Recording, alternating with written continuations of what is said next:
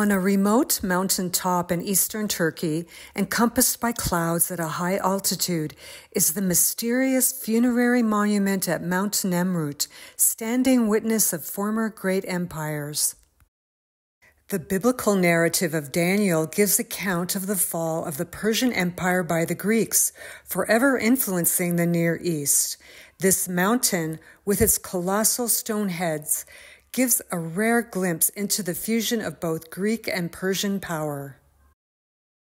The story begins with Alexander the Great's father, Philip II of Macedon in present Greece. He consolidated the power of classical Greek culture by reforming the army. Philip's assassination led to the immediate succession of his son Alexander, who would invade the Persian Achaemenid Empire in his father's stead. Alexander's almost supernatural success in vanquishing the Persians and the known world reached as far as Afghanistan and India. Upon his death, at a relatively young age, 5 of his generals, or the Diadoche, competed for the huge territories of the empire. One of these generals, Ptolemy, took Egypt and gave rise to the dynasty of Cleopatra and her later impact on Judea with Mark Antony of Rome. Another general, Seleucus Nicator I, became the father of the Seleucid dynasty. He competed for the territories of the sources of the Tigris and Euphrates rivers and much of eastern Turkey, including Mount Nemrut.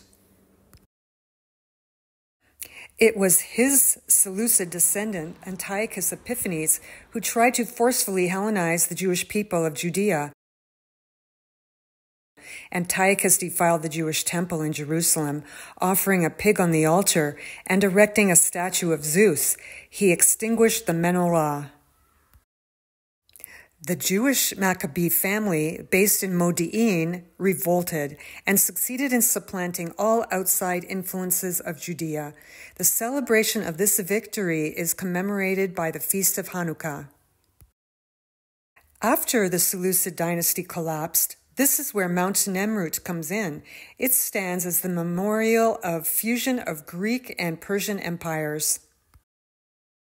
The territory of Commagene in Turkey formed a strategic location for a new local king, Antiochus I Dios of Commagene.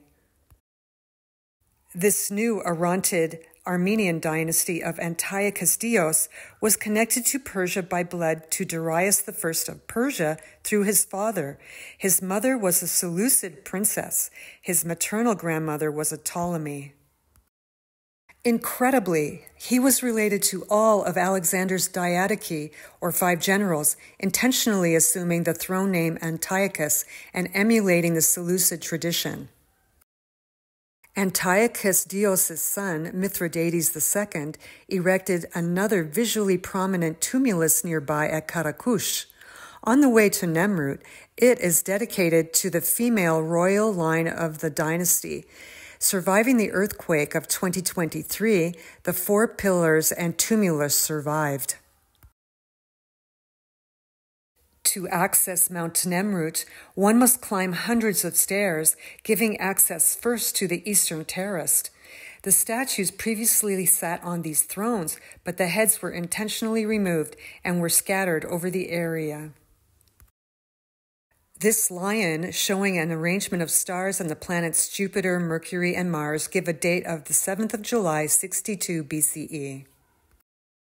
The Western Terrace does not disappoint either, since the heads of the deities and family members are shadowed by the splendor of the setting sun. One of the last recorded events of a Commagene ruler was Antiochus IV.